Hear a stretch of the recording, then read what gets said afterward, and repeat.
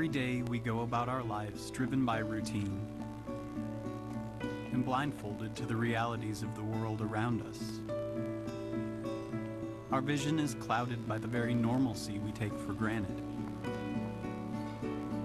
Countless victims of human trafficking walk among us, seemingly invisible. Until now. The Blue Campaign provides a unified voice for those who oppose the heinous crime of human trafficking. Whether it's forced labor, domestic servitude, or the sex trade, it's time we open our eyes. Sorry, I didn't even see you. No one ever does. Learn what you can do to help by visiting dhs.gov/bluecampaign. You turn on the television or you pick up a newspaper magazine and all the information you see is just controlled by a handful of corporations. So how are you or I or any of us, how can we get our messages out to people? How can you tell people what you care about? You can go on Facebook and compete with hundreds of people who post things that may or may not be true. You can go on Twitter and post things with a handful of characters, because Twitter is really the place for literate people to hang out. Or you could go in with a sandwich board and walk the streets. You could write a letter to the editor. Or, even better, you could go to public access television. Public access serves your community on a first-come, first-served basis. And whether you're rich or poor, doesn't matter. It's first-come, first-served. Everyone in the community is welcome to come to public access and talk about not only the issues that are important to them, but if you have a poem to recite, a story to tell, a song to sing, just anything at all that's in your mind or a heart to tell, you come to public access. Public access in Fayetteville, Arkansas, where I'm speaking right now, has been around since 1980, and I've seen it change events in Fayetteville. And the nice thing about public access now in the 21st century is that it's not just on a television channel, but it's also on the internet, so you can reach people around the world. So if you feel frustrated at not being able to talk to people, not being able to get your message out, and you think there's no way to do it, well, take heart, there is. Public access, it's a vital component of our First Amendment rights. So public access, like the man says, use it or lose it.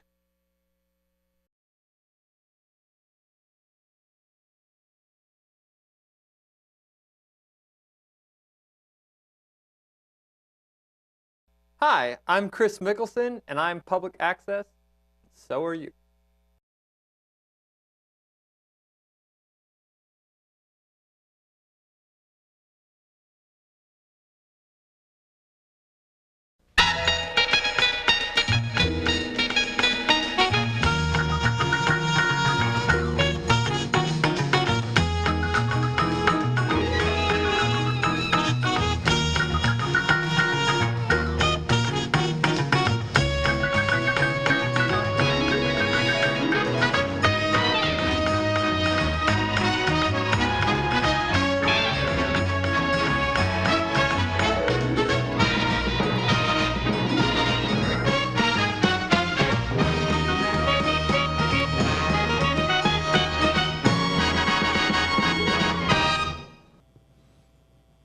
Hi, with us today is Sarah Marsh.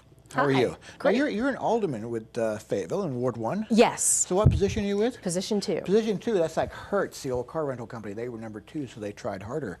So is that true for you too? I definitely try my best. Okay. Now how long have you been an alderman now? I have been an alderman for a little over 2 years.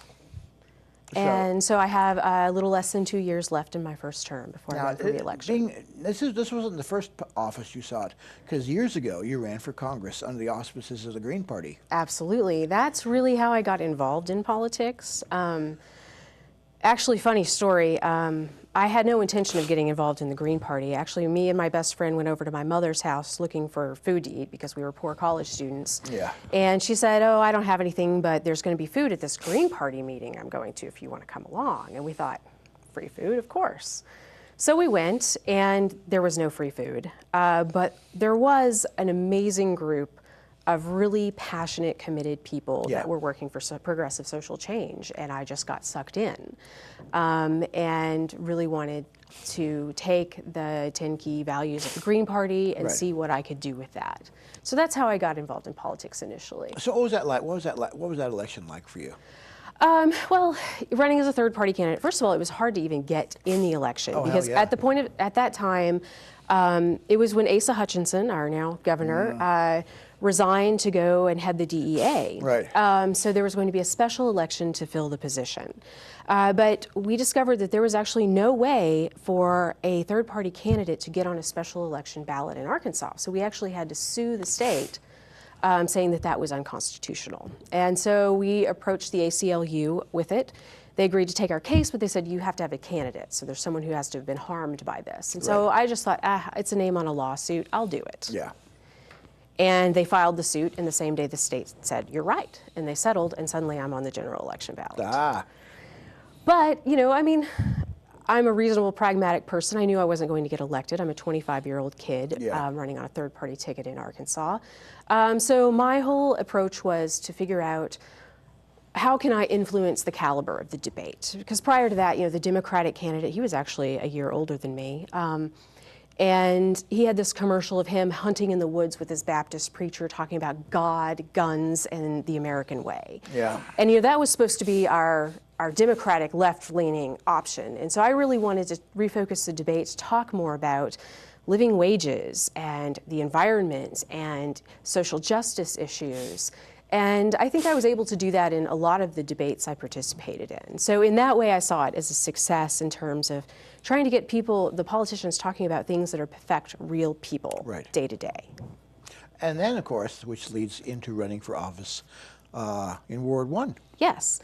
I had moved back to Fayetteville after an 8-year stint in Seattle, and I was underemployed. I'm still underemployed, you know. It's like you have all this education and experience, and there's really not a lot of avenues to put that to use in Fayetteville. So I wasn't getting that out of my professional life, so I thought, well, I should be engaged in my community again. And I should put all of my expertise in planning and architecture and public policy to use working for the citizens. And so that's what compelled me to run. Now, you have a degree in architecture. I do, yes. Now, is this something that has come into, is this something you found useful being on the city council? Yes, because, you know, we do regulate a lot of building codes as well, but more in line of like planning terms, because we make a lot of land use decisions. And that was really more my interest when I was in architecture school, was planning. I did 2 semesters at the Community Design Center, and we actually focused, our project was focused on Southeast Fayetteville, and that's really where I began to discover the uniqueness and the opportunities that existed in South Fayetteville, as well as the challenges that really needed to be addressed. A lot of people tend to dismiss that part of town. They do, and they're missing out. Yeah. They're really missing out. You know, at one point that was the gateway to our community before the bypass, or I guess what's now I-49, was built. You know, people would come to Fayetteville that way, and that's their first impression. Right. And you know, Ward 1, it has the Commerce District, which we used to call the Industrial Park. That employs over 3,000 people. So there's a major jobs base there. I know, and it's a strong working class district. Absolutely. It's like the heart and soul of Fayetteville right there. Yes, and we have the historic African American neighborhood, so there's a lot of diversity there. And it's home to a lot of the creative class people who, you know, don't necessarily have the big salaries, but they have the big creativity. Because they're creative class, working class. Absolutely. And so, you know, you have the most diversity there. You have a tremendous amount of history, and it's also an interesting place from a natural perspective with the watersheds and the water runoff issues that we have down there. It's really a unique place, and it's been overlooked for too long. And neglected for too long. And you were unopposed. I was. I was. I came out early, I came out strong, and you know, I think that even though I may have some disagreements with some people politically, I think it's clear that I really do have the interest of Ward 1 at heart, and I care about the ward deeply. Now, one thing you're involved with is Main Street Fayetteville. Yes. Main Street is something I got started through, I was inspired to do it through my involvement in the Fayetteville Forward Historic and Heritage Resources Action Group. And Main Street is actually part of the Arkansas Downtown Network, which is it's a program of the Department of Arkansas Heritage. So we applied to the Little Rock office to be accepted into the program. Like Eureka Springs is a Main Street community, Siloam Springs is a Main Street community. We were seeing that they were doing some good things in their downtown. So we thought this is a good starting point to help revitalize South Fayetteville. So we've actually declared the Main Street Improvement District to be it's really South School Avenue. And it starts kind of where the trail crosses underneath the Town Branch Bridge, right where Simon's Diner is, just south of the Southgate IGA. Okay, yeah. And extends up to the public library. And the idea is that we want to create a revitalized South Side that is really connected to downtown as well. But we want to be unique, and it's very clear that this is an empowerment plan, not a gentrification plan. Now, that's important for a lot of people, because they get creeped out when they think, oh, they're just going to start shoving people out wholesale and put pretty buildings up that people Right, can and that's live why in. we wanted to start something that was, had a board of directors that was heavily, engaged in the South Side. Yeah. And we wanted this to be a, citizen-driven program, as opposed to something that maybe the regional council would impose on our community. Now, a lot of cities don't have good downtowns. In fact, for a while in the 90s, or even the early 2000s, they used to talk about malls as being America's new downtown. Malls are dead. I know. You take a look around, and they're nice people who work there, but you take a look around the Northwest Arkansas Mall, and it's like almost like a fading downtown when you walk around there. Right. And, well, a lot of the council members, we do this continuing education. A lot of them go to the municipal league conferences, whereas I go to the National League of Cities conference. And let's see, 2 years ago it was in Seattle. This past year it was in Austin. And it's like you go and you meet with these civic leaders from all around the country and share ideas and learn. And a lot of it is about learning how to make your downtown appealing. How do you bring economic development and opportunities and creative people to your downtown? And a lot of it is based on walkability. Yeah. And that's something that, malls don't, that kind of sprawl at the mall, as I call it, doesn't do well. No. We want to be you walk there, you take transit there, or if you drive, you park once. And then you walk around, and the idea that, when you walk past a storefront, it's easy to go in and buy something. Same thing with cycling. When I came here in the 70s, Fayetteville had a pretty vibrant downtown.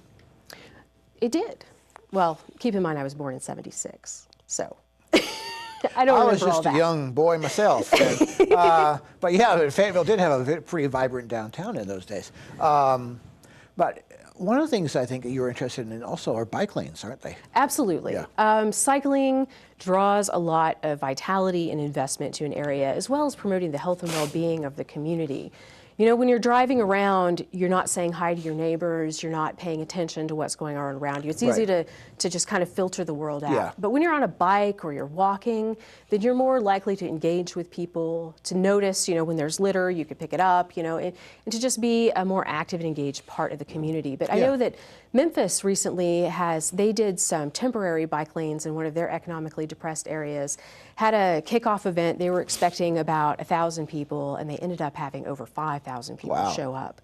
And they loved the temporary bike lanes so much, they promised to make them permanent. And just with the promise of those permanent bike lanes, it attracted over $6 million of investment to that neighborhood. So, when you look at that, in comparative mile to mile, the cost of building bike lanes to auto lanes, bike lanes are a much better value and better investment for the community. And a lot of people are still opposed to bike lanes, aren't they? They just need to get on a bike. I know. Do you have a bike? Yeah, but I have a bad back too, so it's pretty to look at. What other issues are facing Fayetteville? I think a big one is just the economy. And when I talk about the economy, it's not just what we traditionally think of as economic measures in terms of, dollars and cents in the bank, but it's more of a triple bottom line approach. It's not, there's that financial capital, but then there's also the social capital and the social resources that we have here. What are we doing to retain the graduates of our university?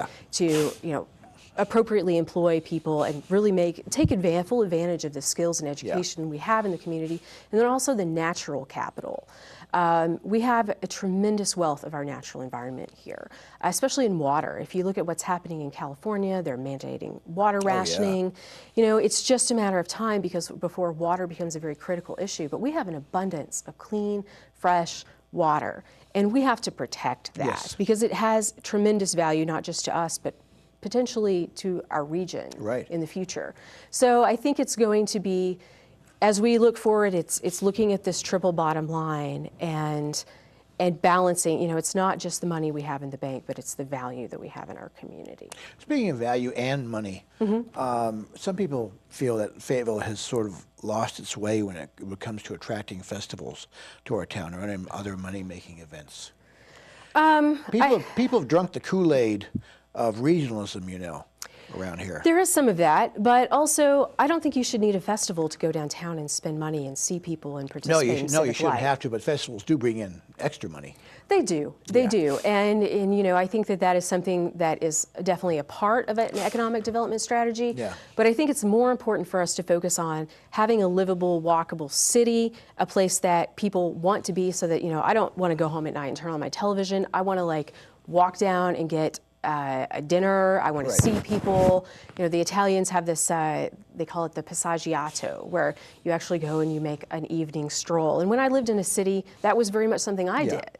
And so I think we have to get the core of our city right first, and then the festivals are great for bringing in tourists. But, you know, if you look, there's something to do in Fayetteville constantly. I know my social calendar is booked, and a lot of times you have to find yourself choosing between really great events to attend. So, you know, I think that if we really want to maximize what those festivals can do, we really need to bring them here so that people discover the magic that is Fayetteville and then stay. That's true, because every city in our area has its own personality. Yes. Yes, and I worry that Fayetteville may be losing it, and I think there is something to that regionalism thing. I know, and I just hate the whole concept of regionalism, because we're not all just one big city. We're not, but there is something to be said for, it's like a city of neighborhoods connected by trails and transit. If we could be a region of places with unique things to do, and each of us has our own attributes. You know, I like being able to take a day trip up to Bentonville and go to the museum. Do you feel in some ways that Fayetteville's not being promoted enough? I think that's part of it, but I think we've done a poor job with economic development. Yeah. Very poor job. And there's kind of been this focus on our, you know, this Chamber of Commerce is our contracted economic development director. And I think that they've done a very poor job. So, you know, it seems like there's been an emphasis on recruiting low-wage jobs and saying, hey, come bring your company here because our workers will work for less. You know, until recently, Arkansas had the lowest minimum wage in the country. That's pretty much a national thing, though, isn't it? I mean, you know, it used to be, but smarter cities are wising up, and they're saying it's kind of the mentality that if you attract and retain an educated and capable workforce, those companies will come because they want your your mental capital, your capabilities.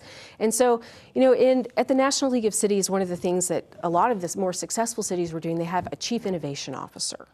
You know, that would be great. They have a lot of more things, like we have the Startup Cup, but we need to do much more than that on a bigger scale. They have incubation spaces. You know, what's that? What's that? An incubation space is kind of like, I don't know if you're familiar with the Iceberg that was here for a while. It was a co-working space for people who are maybe starting a company or running a nonprofit. You can rent office space by the hour or by the day. But the incubation centers are more for people who need to make a mess or maybe share resources. Like one of my jobs, I worked with a small clothing company that started in Fayetteville, actually won the Startup Cup, and they want to create living wage jobs for primarily women to sew, to manufacture clothing in their homes. But in order to do that, there's a lot of equipment and space needs. But try finding an affordable retail space for a small business in Fayetteville. It's impossible. I know.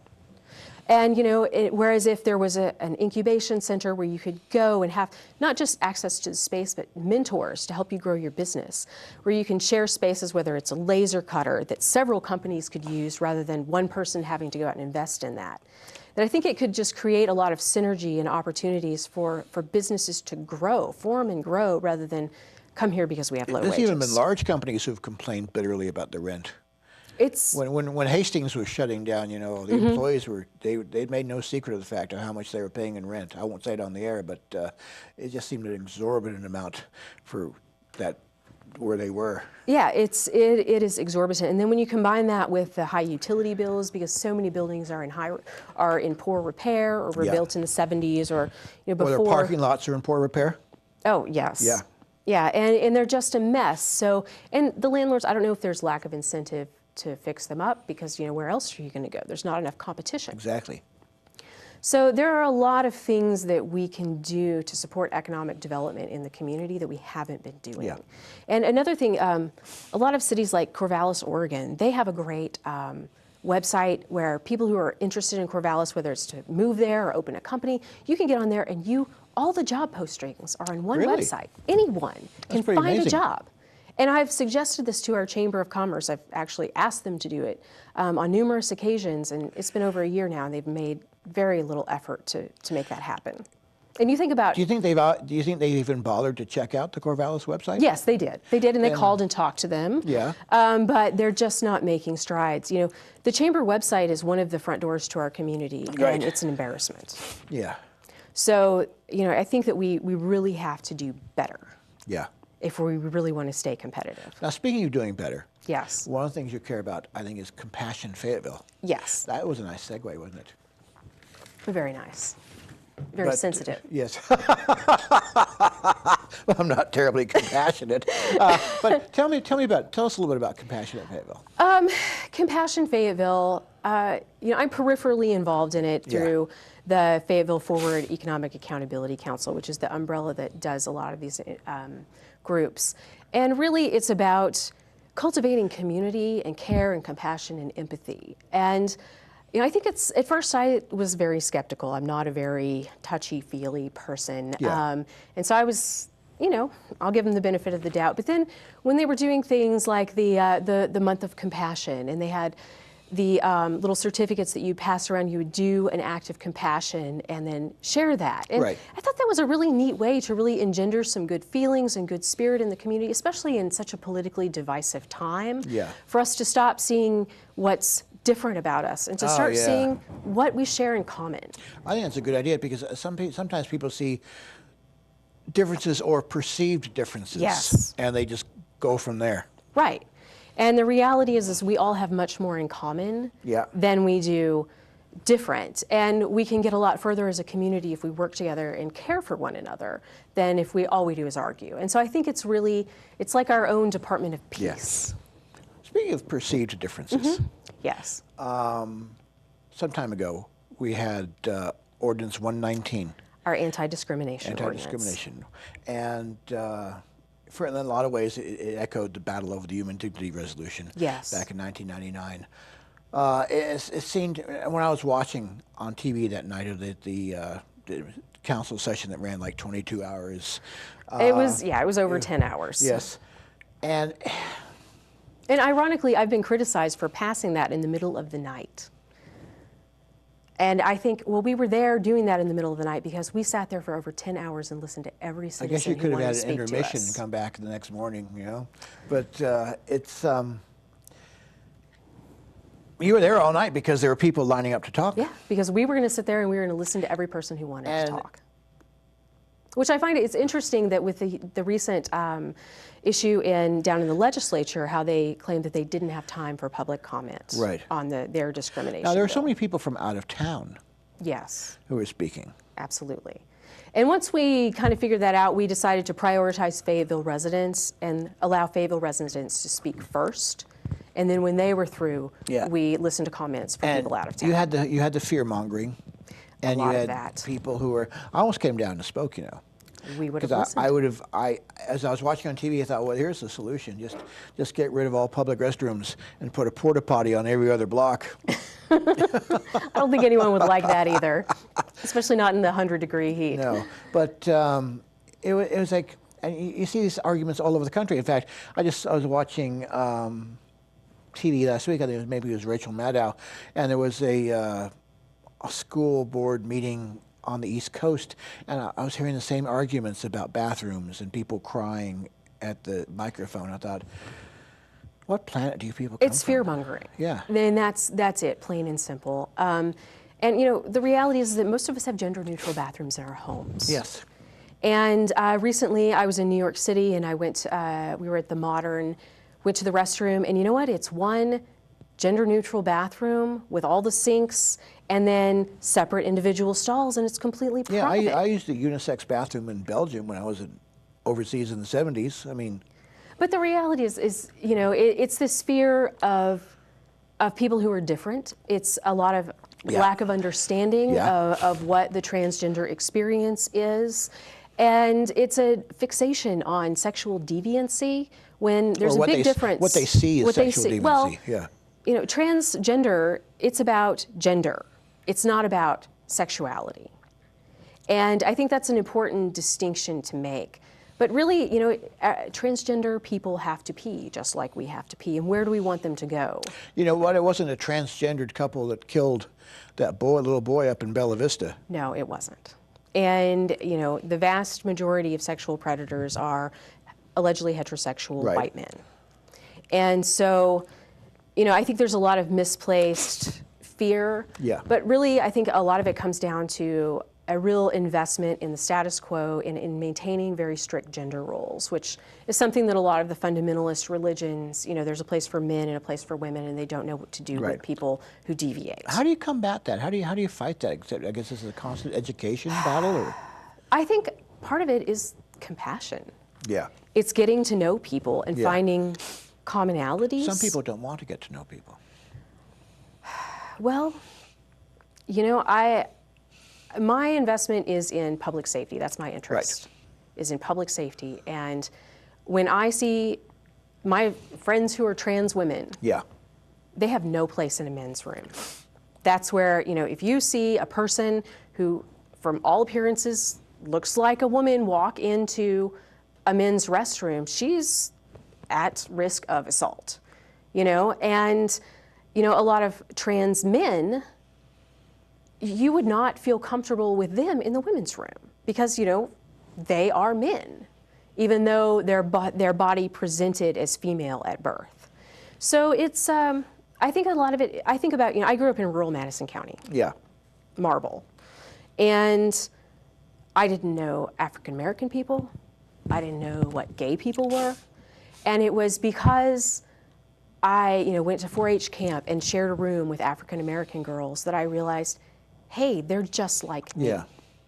And as I got older and got to know gay people, I realized they're just like me. Right. And there's nothing to fear. And so I think it's just getting out of your shell and getting to interact with people who are different than you. Yeah, part of this is just a terrible sexual immaturity we have in this country. Yes, there's a lot of that. You know, there's, but now, of course, the state has taken things into their hands, especially after Eureka Springs passed their ordinance. Yes. The state legislature is an embarrassment to our state right now. Big time. Big time. And Arkansas is, you know, if we weren't already one of the laughingstocks of the country, you know, we certainly are now. We used to say thank God for Mississippi, but we're losing that ability. yeah, we're losing that. And people, you know, I've joked and called it Arkanistan, and I take a lot of grief for that. But, you know, the truth is we're number one at being last in a lot of positive metrics. And, you know, we can't keep going down this trajectory and you know, our citizenry is hurting. We're not getting good jobs. Nope. We're not making needed infrastructure Not investments. getting good health care. Not getting good health care. You know, although definitely the private option helped. I know I certainly got health care through that. You know, and we're at a point in time where people have options. They don't have to live in Arkansas anymore, even though they were born here. And we're seeing more and more of that brain drain. You know, why are graduates of our university leaving? Because they're finding opportunities elsewhere, and nobody wants to stay in a state full of bigots. Do you know that was an old joke about how do you get rid of the criminal element in Arkansas? How is that? Give them a college diploma, because everybody with a college degree leaves Arkansas. It's true, and you know, and I want to encourage people who do get a college degree here, go out into the world, get some experience, learn things, but then come back and help fix this place. In some aspects, it's like people are like real happy they've never been off the mountain in their lives, and I know people who've lived in Fayetteville all their lives and never gone out of the city limits. It's like they're incapable of seeing the whole world. Yeah. And see that they're part of it. Yeah.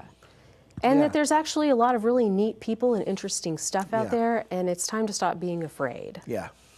Because fear doesn't get us anything. No, it doesn't. We just build fences. Now you've taken part. You've taken part in community service before. Oh, of You've course. been involved with community service. Yeah. When I have a long track record of community service, but I guess, if we start when I first moved back to Fayetteville in 2010, and I got involved in the Green Economy Group. Right. And we actually were lobbying really hard to pass the PACE legislation, which is the Property Assessed Clean Energy Yeah. bill that we had to get through the state. That was quite a battle, but once we finally did, it enabled Fayetteville to set up the first energy improvement district in the state. And actually, we just launched it a few months ago. It's up and running. We've got contractors that are certified to go out and make these energy improvements. And what it is it is a mechanism to offer low-interest, long-term loans to make energy improvement, weatherization, and water improvement in renewable energy projects happen. And so if someone is interested in doing that, they can log on to our website. It's a2e2.net. And, there's a little form you can fill out where you tell a little bit about the property, and then a representative will come out and help you connect with professionals that can reduce your energy bills.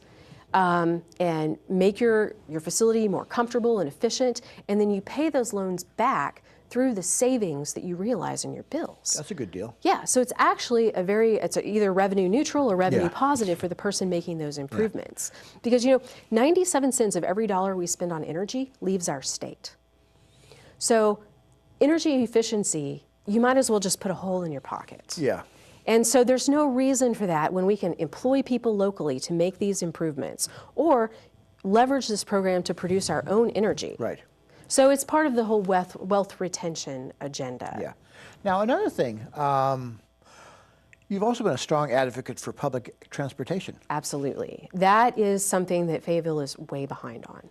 And, if you look at trends with millennials, which millennials are the generation that is most mobile, they want to live in places where they don't have to own an automobile. Right. I know that was what propelled me to leave Fayetteville when I graduated from college. And so, part of that is attracting those millennials, and part of it's an economic justice issue. It costs an incredible amount of money to operate, own, and maintain an automobile, just insurance alone. Yes. And especially when you consider how low our wages are here. Absolutely. So, and then if you add to that our aging population, whether that's the baby boomers or the generation beyond that, who are going to get to the point where they're not as independent in terms of their transportation choices. So part of transportation, it's about inclusive mobility, and it's not just for those who want to take it, but also those who need to take it. And if you make low wages, most of the places where you can get an automobile from, those are places which probably shouldn't be selling cars. Well, I don't know about that in particular, but I know that when I moved to Fayetteville, I had to buy an automobile, because I did not have one previously.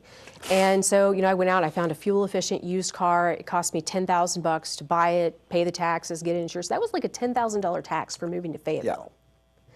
And, not a lot of people are wanting to make that investment. No. And then you look at, I used to get calls from a woman who lived down off of Curtis Avenue in some of the low-income housing. She was deaf. So that limited her ability to get a driver's license and get a job. Right. And so she lost her job. She wasn't able to find one that she could access with public transit. Yeah. She was having to shop down at the 7-Eleven because it was the only place she could walk to because there was no sidewalks down there. You can't survive paying convenience store prices. No, well, that and just the health impacts on her child, because she had a child that she wanted to feed healthy food. She went to her apartment complex to try to start a community garden. They told her no. Finally, she gave up and moved to Portland. I can't say I blame her. And she was a very intelligent, capable, motivated person who wanted to participate and be live a productive life. But her limited access to public transit prohibited her from doing that in Fayetteville. That's unacceptable. No, it's not. No, it's not. Talking about sustainability. Yes. A lot of people, we hear the word sustainability a lot, but a lot of people, it's kind of like when you say something is gluten-free. Right. A lot of people still really aren't quite sure what it means. So what does sustainability mean when it's I think, first of all, it's important to think about, well, there's this perception that sustainability is about, the environment and, the endangered species, but really sustainability is about us, the humans, and how our environment is able to continue providing the ecological services that we need in order to survive and thrive as a species. And so sustainability is just really making sure that we take care of this resource, this incredibly valuable and essential resource, so that we can continue to live in a way that is comfortable for us. Now, speaking of sustainability and community gardens, some time back you wanted to turn the Mexican Original property into a community garden. Well, I wanted a portion of that site to be designated as a community garden, because that site actually, it's a pretty low-income neighborhood down there. It's a food desert. Yeah. And, and people need access to fresh, healthy foods. Yeah. And community gardens are also civic spaces where people can come together and, whether it's people in the retirement communities down there that just need some companionship. Yeah. It's a place for kids to get excited about digging in the dirt and understanding soil and how our food is grown. And I think it helps kids eat better, because kale is gross when you see it in the store, but it's kind of exciting if you grow it yourself. So I think that, if we really want to be a healthy community, we have to create spaces for people to be healthy. Yeah. And that seemed like a good opportunity for it. Now, there are issues facing other cities that Fayetteville faces as well, or will face. One of them is, and we're pretty lucky in this town, that we have not had the horrific police shootings that you see in other parts of the country. But I always felt like what cities need are civilian review boards. I agree, absolutely. I mean, it's checks and balances, I think, are essential to keep anything functioning well. And, we also need to increase the number of minority officers on our force so that our police force reflects the diversity that we see in our community. And I think that, putting diverse perspectives on the force also helps them to be more sensitive to the different elements in our community. Yeah. Now, aren't you a member of, or what exactly is a home energy professional? Home energy professionals are people who are qualified to go out and assess the energy efficiency of a home. And there's actually several rating systems. The most popular one is called a HERS score. It's the Home Energy Rating Score. Yeah. And it establishes a baseline, which is kind of what the building code requires you to build, and then it scores you in relation to that. So you have an idea of how your home is performing in relationship to the optimal home. And it gives you an idea of where you need to invest to improve that. Whether it's adding insulation, doing air sealing. A lot of times it's just duct sealing. You'd be amazed at how much energy, money, as we talked about earlier, leaks out of people's ducts into their attic. And so if you're going to spend the money, if you're going to buy that energy, use it wisely, use it efficiently, and get the maximum benefit out of that. Yeah. Now, isn't one of the things, I was looking you up on the internet, I know one of the things you do for relaxation is watercolors or water painting. I do a little bit of watercolor painting. I've taken some classes down at the Community Creative Center with Beth Wosner. She's a great teacher. I did quite a bit of it in architecture school, but it's a great way to relax. But lately, my big thing is sewing. I also studied couture apparel design at the New York Fashion Academy, and that's something that I would really like to do more with. So I make a lot of my own clothes. This blouse, my own design, thank you. And so I've been doing a lot of sewing. I really would like to create a line of clothing that's made out of natural fibers that we can manufacture here locally and that addresses the needs of more dimensionally dynamic women. Right. So, do you think Fayetteville's economy is strong enough to last us through the next several years? I think some people will last through the next few years. I don't think it's well structured to serve everyone. I think there's a lot of wealth disparity here. I think there's a lot of people hurting, a lot of people living paycheck to paycheck. 1 in 4 people are food insecure Right. in Washington County. 1 in 3 children, that's every third child, doesn't have consistent access to food. That's unacceptable. I don't think the economy is serving us all right now. Yeah. You know, one thing we don't see much in Fayetteville, we don't see a lot of working class involvement in local politics. They're exhausted. I know they are. I know they are. And you know, when you work 2 jobs, when you're constantly stressed and every decision you make is balanced down to the penny, who has time for politics? And the other thing is, I think, is lack of good information. Yeah. Our media is terrible. You can't believe a thing you read or a thing you read in the local paper. The news isn't much better. They just often miss the point. And so for the casual news consumer, they're not getting the story. So it's hard to get involved when you don't know what's happening or how to get involved. Oh, because you got to make room for the cat videos. a lot of people like cat videos, but I mean, you have to make room for the cute YouTube videos on the news, which kind of, and the entertainment news, which kind of shoves local issues aside. Yeah, and so there's just not a lot of good reporting for people to know what's going on in their government. And what you do, a lot of times the reporting is focused on the controversy. Right. And who wants to get into that? And they don't explain the controversy. No, they don't. And so, you know, I think if we really want to truly engage citizenry, first of all, we've got to, you know, restore work-life balance so people have time to contribute to their community. Right. And then second, making sure that they have opportunities to inform themselves with good information. Absolutely. Well, speaking of being informed, my director just threw a chair against the wall. I think he's trying to inform us that our time's up for the day. Right. But anyway, Sarah, I want to thank you very much for being on the show today. Well, thank you for the opportunity. I appreciate it. Right. Well, thank you all for watching, and we'll see you next week.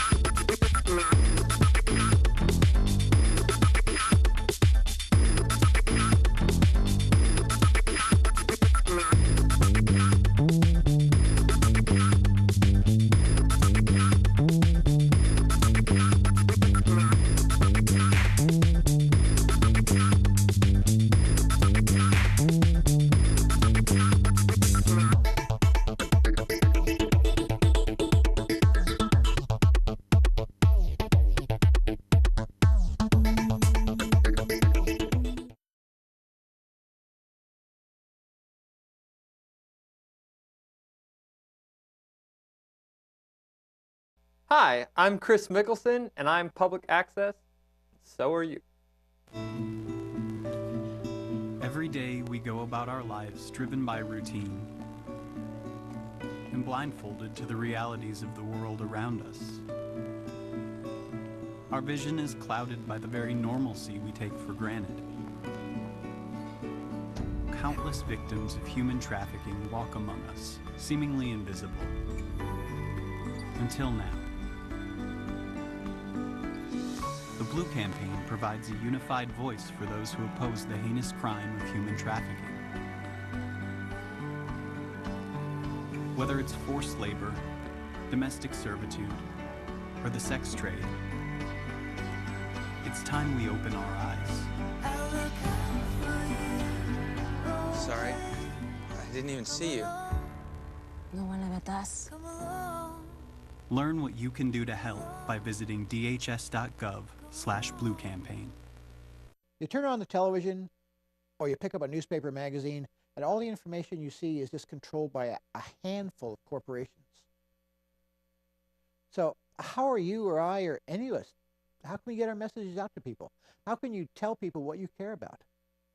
You can go on Facebook and compete with hundreds of people who post things that may or may not be true. You can go on Twitter and post things with a handful of characters, because Twitter is really the place for literate people to hang out. Or you could go in with a sandwich board and walk the streets. You could write a letter to the editor. Or, even better, you could go to public access television. Public access serves your community on a first-come, first-served basis. And whether you're rich or poor, doesn't matter. It's first come, first served. Everyone in the community is welcome to come to public access and talk about not only the issues that are important to them, but if you have a poem to recite, a story to tell, a song to sing, just anything at all that's in your mind or a heart to tell, you come to public access. Public access in Fayetteville, Arkansas, where I'm speaking right now, has been around since 1980, and I've seen it change events in Fayetteville. And the nice thing about public access now in the 21st century is that it's not just on a television channel, but it's also on the internet, so you can reach people around the world. So if you feel frustrated at not being able to talk to people, not being able to get your message out, and you think there's no way to do it, well, take heart, there is. Public access, it's a vital component of our First Amendment rights. So public access, like the man says, use it or lose it.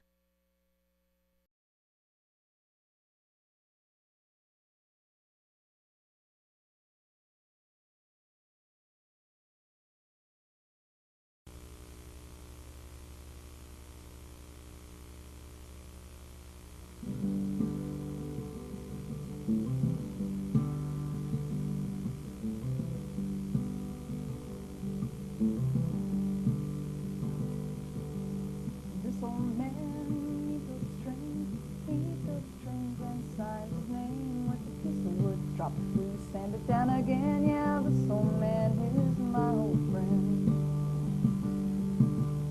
This old man, he drives cars, old red Fords with black old tires and a pickup truck. Lots of luck, will it start again? Yeah, this old man is my old friend.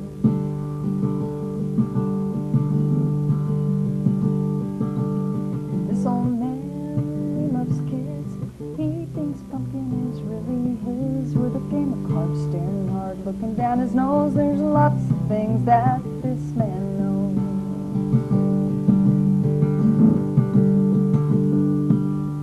Tried to love her, but she wouldn't be true. Breaks a man's heart right in two. The day she left him, the sky turned gray. But he got up and worked the very same day.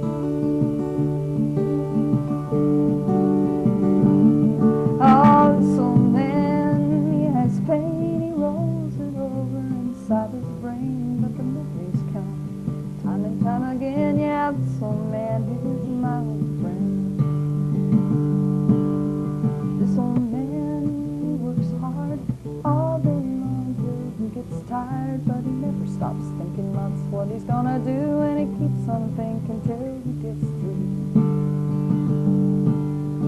This old man, he builds trains and signs his name with a piece of wood. Drop it loose, sand it down again. Yeah, this old man is my old friend. Yeah, this old man is my old friend.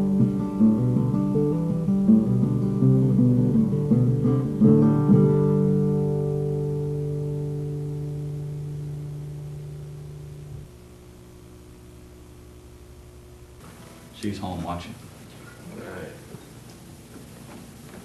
Now this song could be sung as a general sense, or it could be sung in a specific sense. Okay. I sing it in the specific. Okay.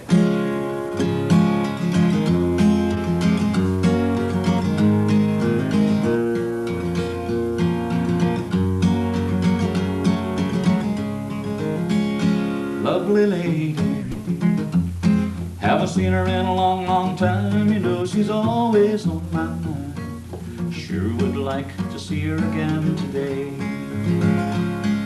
If she only knew how much I need her when she's not around. My soul aches while my heart waits like a lost child waits to be found. And in my mind I see her, she's everything I wanted to be. And the only thing she cares about doing is taking good care of me. Lovely lady, haven't seen her in a long, long time. You know she's always on my mind. Sure would like to see her again today. Such a lovely lady. If I could be with her just once more, I would love her like never before. We would have one another for a while.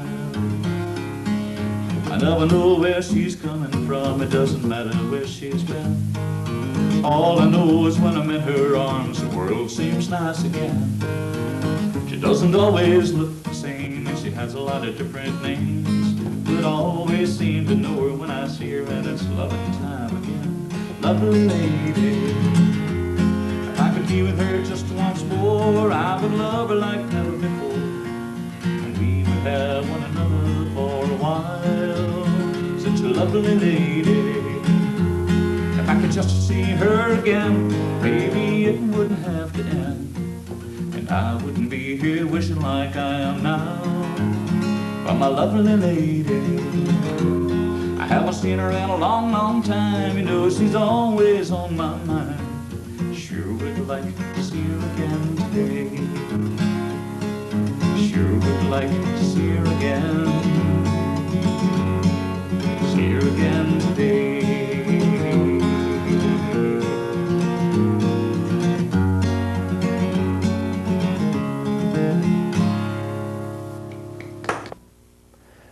The Smiler Rag by Percy Wenrick.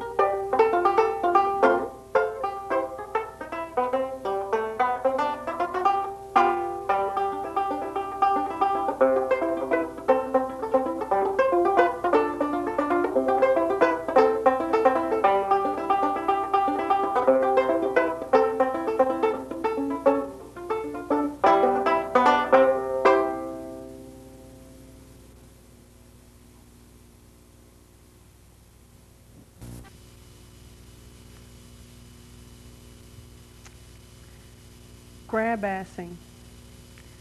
Sunday night the lesson begins. You want to teach me how a woman will wait for a man to make the first move? A real woman, you say, will not go grab-assing a man's sensibilities just because she feels like it. A nice woman waits ever so delicately for a man to decide when the time is right. You want to teach me to be shy and gentle, but I don't have a talent for it. Waiting is death. Desire can go rancid. Even frozen it starts to turn, stinking up the house within your window. Better to use it all up and make a fresh batch. You want to teach me how to mop and sweep and cook. You want to get me used to the bit in my mouth, but I am laughing too hard. I cannot be broken to field or house. Too many others have tried only to be thrown, their bones crunching against the rock-hard earth. Wednesday night you give up, cook dinner yourself. Spaghetti from a can burns on the stove while I dance you into a corner, grab-assing all your stereotypes in unwomanly fashion.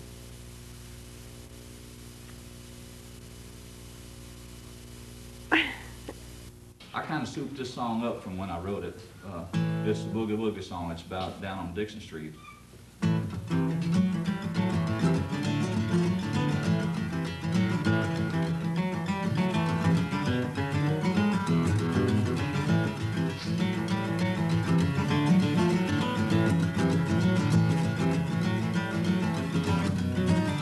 Sitting out on the front porch picking up on Ralston Street.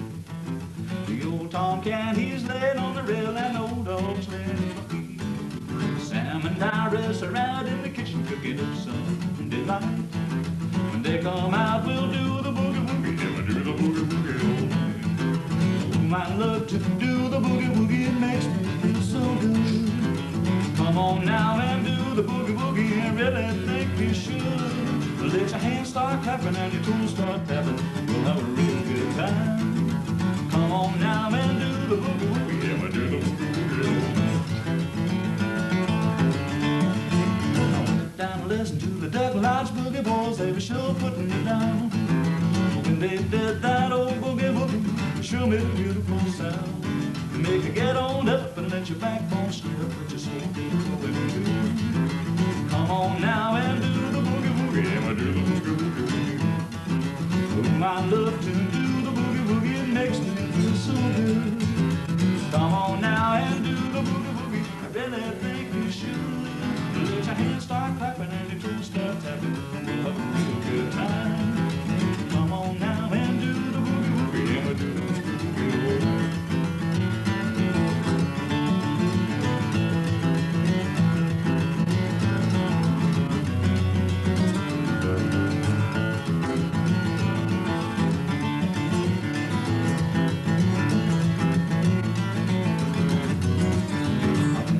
Listen to the Duck Lodge boogie boys, they were sure putting it down. When they did that old boogie woogie, it sure made a beautiful sound. They make you get on up and let your backbone slip, let your soul get to going too. Come on now and do the boogie woogie, yeah, do the boogie woogie. Oh, I love to do the boogie woogie, it makes me feel so good. Come on now and do the boogie woogie, I really think you should. Let your hands start clapping and your toes start tapping, we'll have a real good time.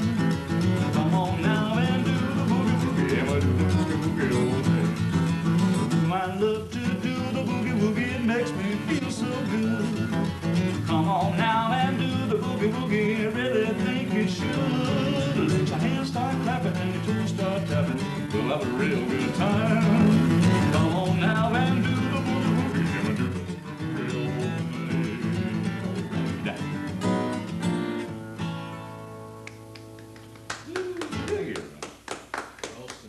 Politics in general and jobs that don't pay enough, 40-hour work weeks, books full of boring stuff, schools that should teach but kids don't learn a thing. These are a few of my least favorite things.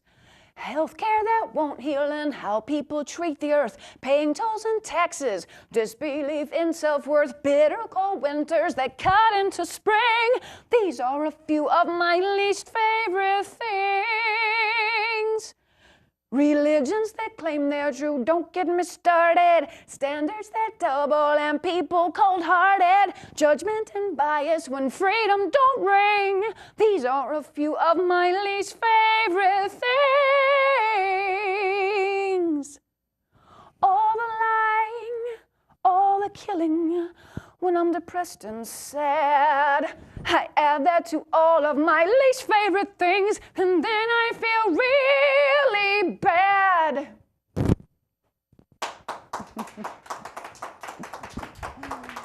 Feel like Julie Andrews or something.